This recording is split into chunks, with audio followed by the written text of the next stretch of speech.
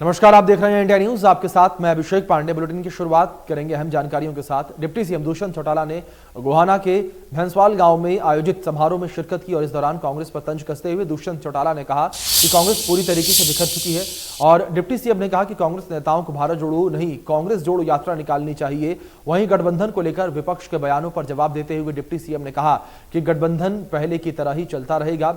साथ ही जिला परिषद का चेयरमैन हो और आपको बता दें कि उसको लेकर दावा करते हुए दुष्यंत चौटाला ने कहा कि जहां जहां उनके ज्यादा कार्यकर्ता जीते हैं वहां चेयरमैन बनाने के लिए कार्य किया जाएगा, जिसके लिए हरियाणा भर में प्रयास शुरू हो चुके हैं। उसके लिए हर साथी मेहनत कर रहा है और मैं मानता हूं कि एक मील का पत्थर है और एक नया रिकॉर्ड भिवानी की धरा पर जननायक जनता पार्टी के सभी साथी मिलकर बधाई देता हूं सभी साथियों को जो जीत कर आए हैं। खास तौर पर पदाधिकारियों ने इस बार पूरी मेहनत लगन से इस चुनाव को लड़ा है और उसका नतीजा भी आया कि जिला परिषद की अधिकतम सीटों पर हमारे पोस्ट होल्डर्स जीत के आए हैं। इससे खुशी की क्या बात होगी। गठबंधन की जहाँ बात है मजबूती से चलेगा क्योंकि हमारा स्थापना दिवस है।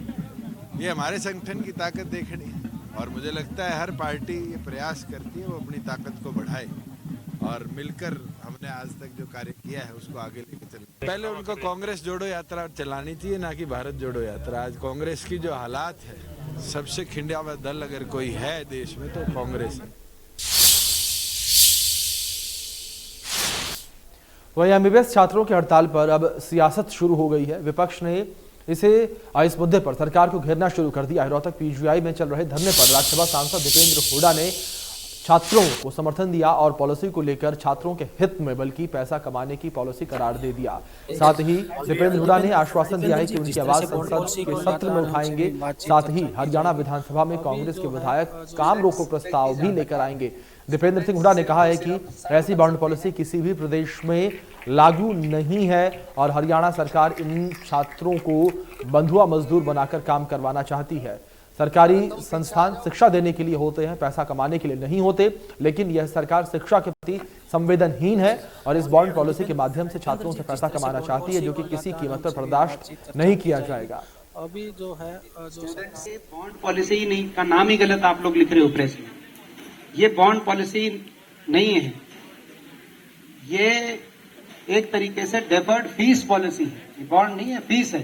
फीस को डेफर करने का एक तरीके से ये इनकी एजुकेशन के संबंध में जो एक्सपेंसेस हैं और आगे अपने मेडिकल जो इनको कॉलेजेस खोलने के लिए जो एक्सपेंसेस करने हैं बैंक के साथ टाई अप करके कहीं ना कहीं वो फीस स्टूडेंट्स पे थोपने की ये पॉलिसी है। इसीलिए इस पॉलिसी के खिलाफ जो स्टूडेंट्स की जो ये एजिटेशन है ये पूरी तरीके से जायज एजिटेशन है। ऐसी पॉलिसी पूरे देश में एक बार सत्यवान जी मेरा मोबाइल बाहर है क्या? पूरे देश में सारे स्टेट्स का भी आपने कंपैरिजन दिया, किसी स्टेट में इसके आसपास कोई पॉलिसी नहीं है। एक मेघालय के अंदर थोड़ी बहुत वहां पर, मगर मेघालय के अंदर क्या परिस्थिति है वो हम नहीं कह सकते। वहां भी इन्होंने जो रखा है मेघालय के अंदर वो भी लगभग जो 20 लाख के आसपास का मैं देख रहा था और 2 साल की सर्विस का था। ये सबसे क्लोजेस्ट है, नहीं तो ज्यादातर तो कोई है ही नहीं कंडीशन, जैसे यहां नहीं थी कंडीशन और किसी स्टेट में है नहीं। ये बॉन्ड पॉलिसी ही नहीं का नाम ही गलत आप लोग लिख रहे हो।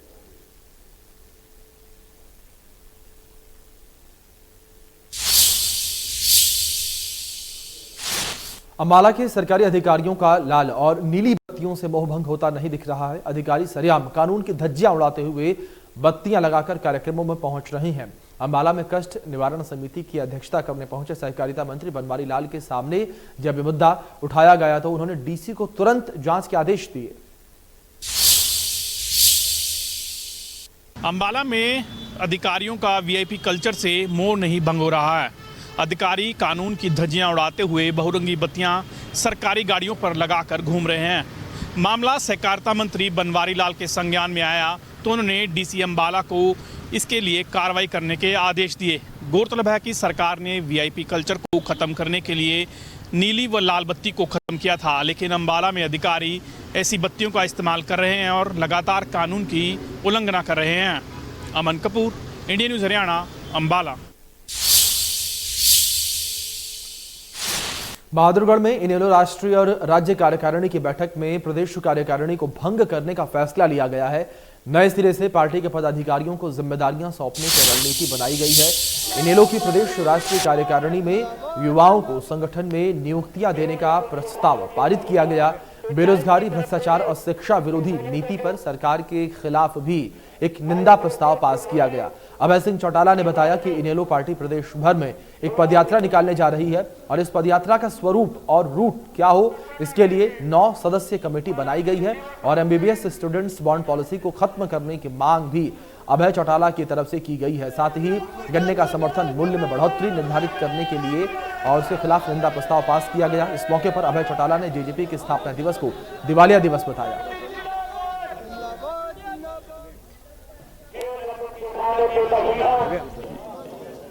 ये हमारी 3 साल से राज्य कार्यकारिणी बनी थी और अब बहुत सारे लोग ऐसे हैं जो हमारे युवा साथी जो थे वो अपनी युवा की जिम्मेवारी को निभा करके आज 35 वर्ष से बड़ी उम्र में आ गए।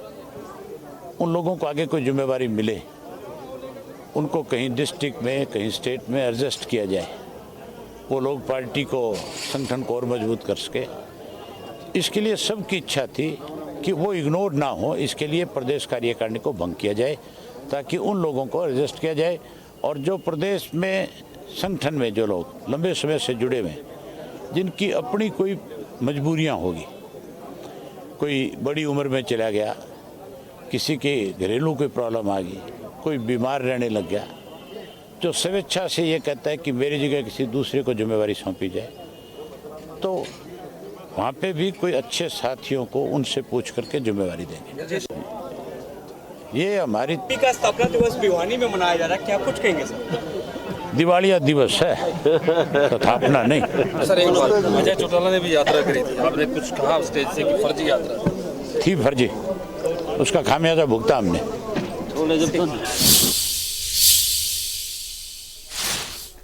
केंद्रीय राज्य मंत्री राव इंद्रजीत सिंह ने रेवाड़ी में जिला निगरानी और समन्वय समिति की बैठक में शिरकत की। इस दौरान उन्होंने राजस्थान से गंदा पानी आने को लेकर अधिकारियों को कड़ी फटकार लगाई और उन्होंने कहा कि कमेटी गठित करने के बावजूद कोई भी कार्यवाही नहीं हुई है और वहीं रेलवे और NHAI के अधिकारी बैठक में शामिल नहीं हुए, जिसके बाद बैठक में गैर मौजूद अधिकारियों को नोटिस जारी किया गया।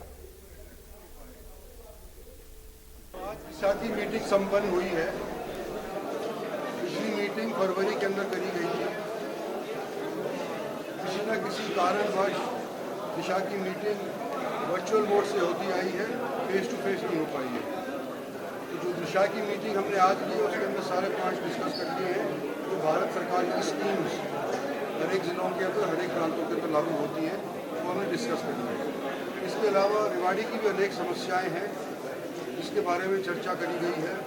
और चाहे वो रेलवेज की हो, चाहे नेशनल हाईवेज की हो, या धारवाड़ा से प्रदूषित पानी की हो, या स्वच्छ भारत के लिए सॉलिड वेस्ट कलेक्शन की और डिस्पोजल की हो, ये सारी चीज़ें आज के दिन चर्चा हुई हैं और आने वाले समय के अंदर सभी ने वाशिपटम दिया है कि इस समय तक हम इस स्कीम को लागू करने के लिए या खोलने के लिए प्रयास करेंगे। तो हम कोशिश करेंगे कि जो उन्होंने कमिटमेंट दी है उसके अनुसार उन महकमों को पाबंद रखें।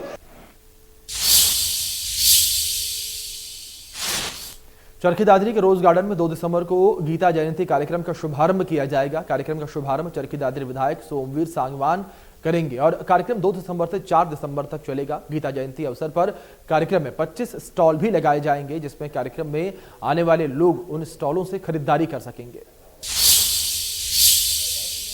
मनाया जा रहा है गीता जयंती उत्सव। इसी के तहत चरखी दादरी में भी कल 2 दिसंबर से लेकर 4 दिसंबर तक गीता जयंती कार्यक्रम शुरू किया जाएगा, जिसका शुभारंभ चरखी दादरी के विधायक सोमवीर सांगवान जी करेंगे और उसके बाद 3 दिन तक लगातार कार्यक्रम चलेगा। कार्यक्रम की तैयारियां लगभग प्रशासन ने शुरू कर दी हैं। आप देख सकते हैं कि यहाँ कार्यक्रम की तैयारियों के लिए लगे हुए हैं और यहाँ पर अधिकारी भी लगातार निरीक्षण कर रहे हैं कि कार्यक्रम में सुचारू रूप से होना चाहिए। और इसके बाद हम बताएं कि 25 टाइलें यहाँ पे लगाई जाएंगी और यहाँ छात्र अपनी प्रस्तुति भी देंगे। लोक संपर्क विभाग की ओर से भी टीम आई हुई हैं, वो टीमें भी अपना प्रदर्शन दिखाएंगी। चरखी दादरी से इंडिया न्यूज़ के लिए सुरेंद्र शर्मा। फरीदाबाद में गीता जयंती के कार्यक्रम को लेकर सभी तैयारियां पूरी कर ली गई हैं। फरीदाबाद के डीसी विक्रम सिंह ने बताया है कि हवन के साथ ही जिले में गीता जयंती का शुभारंभ किया जाएगा और इस दौरान सांस्कृतिक कार्यक्रमों का भी आयोजन किया जाएगा।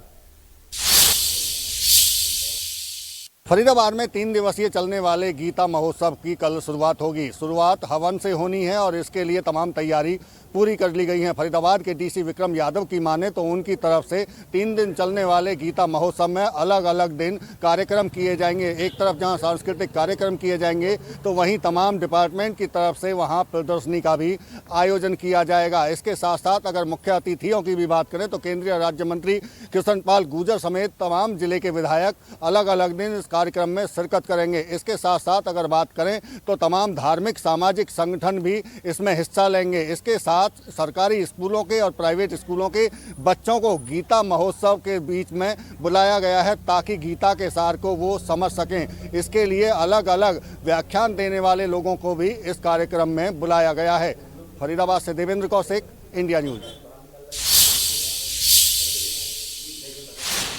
कुरुक्षेत्र पुलिस ने लाडवा से व्यापारी का अपहरण कर 20 लाख की फिरौती मांगने के 3 आरोपियों को तमंचे सहित गिरफ्तार कर लिया है और नशे की लत पूरी करने के लिए इन्होंने इस वारदात को अंजाम दिया था। अब आरोपियों का अदालत से रिमांड लेकर पूछताछ जो है वो पुलिस के द्वारा की जाएगी। कुरुक्षेत्र पुलिस ने अपहरण की गुत्थी सुलझाते हुए 3 आरोपियों को गिरफ्तार किया है। कल पुलिस को 23 नवंबर को सूचना मिली थी कि एक मिट्टी व्यापारी जरनैल सिंह का अपहरण हो गया है, जिस पर आनंद फानन में टीमें बनाई गई और पुलिस ने यमुनानगर पुलिस की सहायता से अपहृत व्यक्ति को सकुशल बरामद किया। अब पुलिस ने जांच की दिशा आगे बढ़ाते हुए घटना में संलिप्त 3 आरोपियों गुलशन, हर्ष व रचित को गिरफ्तार किया है। अपराध शाखा 2 के प्रभारी ने बताया लोग नशे के आदी हैं और पैसों की आपूर्ति के लिए इस व्यक्ति का अपहरण किया गया था। इसने इन 3 व्यक्तियों से एक तमंचा भी बरामद किया है। मामले की जांच और बढ़ा रही है। देखना अब यही होगा कि इस मामले में और क्या निकल कर आता है। कुरुक्षेत्र से राजीव बरोड़ा। सिरसा में एक बंद मकान में दिन दहाड़े चोरी की वारदात का मामला सामने आया, जहां 2 चोर दीवार फांद कर घर में रखी 2 लाख रुपए की नकदी और सोने चांदी के गहने लेकर फरार हो गए। हालांकि चोरी की पूरी वारदात पास में ही लगे सीसीटीवी कैमरे में कैद हो गई। सिरसा की कोर्ट कॉलोनी में दिन दिहाड़े 2 चोरों ने लाखों रुपए की नकदी और हजारों रुपए के सोने पर हाथ साफ किया। दरअसल सिरसा के पौष इलाके में बसी कोर्ट कॉलोनी में अक्सर भीड़ भाड़ होती है, लेकिन पुलिस को धत्ता बताकर दोनों चोर एक मकान में घुस गए और बड़ी आसानी से चोरी की वारदात को अंजाम दिया। हैरानी की बात है कि दोनों चोर अभी फिलहाल उनकी उम्र 15 से 20 साल बताई जा रही है, लेकिन पुलिस उनको अभी ढूंढने में नाकाम साबित हो रही है। आसपास के सीसीटीवी कैमरे को खंगालने में पुलिस जुटी हुई है। फिलहाल दोनों अज्ञात युवकों के खिलाफ पुलिस ने सिरसा के सिविल लाइन थाना में मामला दर्ज कर जांच शुरू कर दी है। वहीं सिरसा के डीएसपी धर्मवीर ने कहा कि दोनों अज्ञात चोरों के खिलाफ सिविल लाइन थाना में मामला दर्ज कर जांच शुरू कर दी है और दोनों को ही जल्द गिरफ्तार कर मामले को ट्रेस किया जाएगा। लेकिन हैरानी वाली बात है कि दिन दिहाड़े 2 चोर एक मकान में घुसकर पुलिस को धत्ता बताकर चोरी की वारदात को अंजाम देते हैं, लेकिन न तो सिर्फ उस मोहल्ले के लोगों को इस बात की भनक लगी और न ही पुलिस को इस बात की भनक लगी। सिरसा से विजय कुमार, इंडिया न्यूज हरियाणा। सिरसा की भिवानी में विश्व एड्स दिवस पर स्वास्थ्य विभाग के द्वारा पूरे महीने कई जागरूकता कार्यक्रम जो है आयोजित किए जाएंगे और जिले के सभी सीएचसी और पीएचसी पर एड्स की जांच की जाएगी और लोगों को सुरक्षित यौन संबंधों की जानकारी दी जाएगी। भिवानी के चौधरी बंशीलाल नागरिक अस्पताल में विश्व एड्स दिवस मनाया गया। सीएमओ डॉक्टर रघुवीर सांडिले ने एड्स बचाओ जागरूकता वाहन को हरी झंडी दिखाकर रवाना किया। यह अभियान पूरे दिसंबर माह में चलाया जाएगा। इस अभियान के तहत स्कूलों, कॉलेजों, शिक्षण संस्थानों के अलावा लोगों को हॉटस्पॉट एरिया में जाकर जागरूक किया जाएगा। इस मौके पर सीएमओ ने बताया कि पिछले जनवरी माह से अब तक 86,000 लोगों की टेस्टिंग की जा चुकी है, जिनमें 150 एड्स पॉजिटिव मरीज मिले हैं, जिनमें 10 महिलाएं भी शामिल हैं। उन्होंने बताया कि सरकार की योजना के तहत नियमित इलाज करवाने वाले मरीज को 2250 रुपये सरकार की योजना के तहत दिए जाते हैं। भिवानी से सुमित जांगड़ा, इंडिया न्यूज हरियाणा। भिवानी। फतेहाबाद में नगर परिषद के द्वारा शहर की हंस मार्केट और कोहारा चौक में अतिक्रमण हटाओ अभियान चलाया गया और मार्केट में कर्मचारियों की तैनाती भी की गई ताकि कोई भी रेहड़ी चालक रेहड़ी ना लगा पाए और रेहड़ी चालकों के कारण लगातार यातायात व्यवस्था खराब हो रही थी। फतेहाबाद नगर परिषद के द्वारा आज शहर के हंस मार्केट और फुहारा चौक में अतिक्रमण हटाओ अभियान चलाया गया। यहाँ के पर लगाई गई रेहड़ियों को हटाया गया और पक्के तौर पर कर्मचारियों की तैनाती की गई है ताकि कोई भी व्यक्ति रेहड़ी ना लगाने पाए। रेहड़ियों के कारण यहाँ यातायात व्यवस्था का काफी बेहाल था। वहीं इस मामले में जानकारी देते हुए फतेहाबाद नगर परिषद के मुख्य सफाई निरीक्षक मुकेश ने बताया कि आज फतेहाबाद के हंस मार्केट और फुहारा चौक से अतिक्रमण हटाओ अभियान चलाया गया है और दुकानदारों को भी हिदायत दी गई है कि वह निर्धारित सीमा में अपना सामान लगाएं, नहीं तो उनका सामान जब्त किया जाएगा। उन्होंने कहा कि अगले हफ्ते पूरे शहर में यह अभियान चलाया जाएगा ताकि यातायात व्यवस्था को दुरुस्त रखा जा सके। फतेहाबाद से इंडिया न्यूज हरियाणा के लिए जितेंद्र मोंगा। नूंह जिले के एक सरकारी स्कूल में स्कूल टाइम पर क्लास में बने प्रोजेक्टर पर मेवाती गाने चलाकर बच्चों ने डांस किया है और ये वीडियो अब वायरल हो रहा है। वायरल वीडियो सिंगार गांव का बताया जा रहा है, जो कि अब सोशल मीडिया पर खूब वायरल हो रहा है। आपको बता दें कि वीडियो वायरल होने के बाद स्कूल प्रशासन के ऊपर भी सवालिया निशान खड़े होने लगे हैं।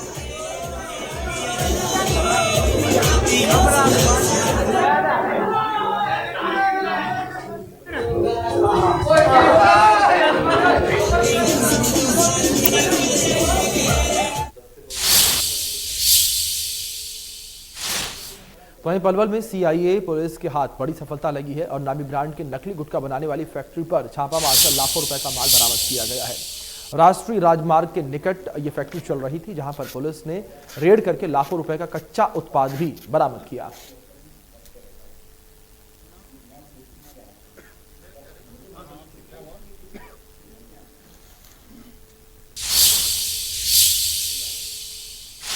हिसार के उकलाना क्षेत्र में आरटीए पुलिस ने 5 ओवरलोड वाहनों को पकड़ा है और इन वाहनों में 3 लाख रुपए के चालान काटे गए हैं और पुलिस ने इन वाहनों को सूर्यवाला चौक के पास पकड़ा। जांच करने पर वाहनों में आवश्यकता से अधिक सामग्री मिलने पर चालान किया गया। आरटीए इंस्पेक्टर मनदीप ने बताया कि बीते कुछ समय से उकलाना क्षेत्र में शिकायतें आ रही थी कि काफी गाड़ियां सड़कों पर ओवरलोड चल रही हैं और इसी मद्देनजर टीम ने उकलाना क्षेत्र में कार्यवाही करते हुए 5 ओवरलोड वाहनों के चालान काटे हैं। हिसार की इन्फोर्समेंट टीम 24 घंटे अपनी इन्फोर्समेंट के लिए लगी रहती है, जिसमें जितने भी ओवरलोडिंग के व्हीकल होते हैं, टैक्स वायलेशन के होते हैं, उनके खिलाफ नियमानुसार कार्रवाई अमल में लाई जाती है। आज सुबह हमें सूचना मिली थी कि उकलाना के आसपास काफ़ी ओवरलोडिंग व्हीकल हैं, जिनके ऊपर हमने सडन छापेमारी की, जिसमें 5 व्हीकल ओवरलोडिंग पकड़े गए, जिनके ऊपर 3 लाख रुपये का जुर्माना किया गया। जहाँ तक अवेयरनेस की बात है, अवेयरनेस हर तरीके से अवेयरनेस की जा रही है, लेकिन फिर भी कुछ लोग आदतन वायलेटर हैं जिनके खिलाफ कार्रवाई की जाए। देखिए, गुरुग्राम में नाबालिग के साथ दुष्कर्म करने का मामला सामने आया और आरोप है कि पड़ोस का रहने वाला देवर जो है उसने बच्ची को हवस का शिकार बनाया। परिजनों का आरोप है कि टॉफी देने की लालच से जो है वो बच्ची को अपने साथ लेकर गया था और देर शाम तक बच्ची जब घर नहीं लौटी तो परिजनों ने बच्ची की तलाश शुरू की और कुछ समय के बाद बच्ची लहूलुहान स्थिति में मिली। परिजनों ने बच्ची को नागरिक अस्पताल लेकर गए, जहां पर डॉक्टरों ने उसे सफदरजंग के लिए रेफर किया, तो वहीं परिजनों ने आरोपी को पकड़कर पुलिस के हवाले किया।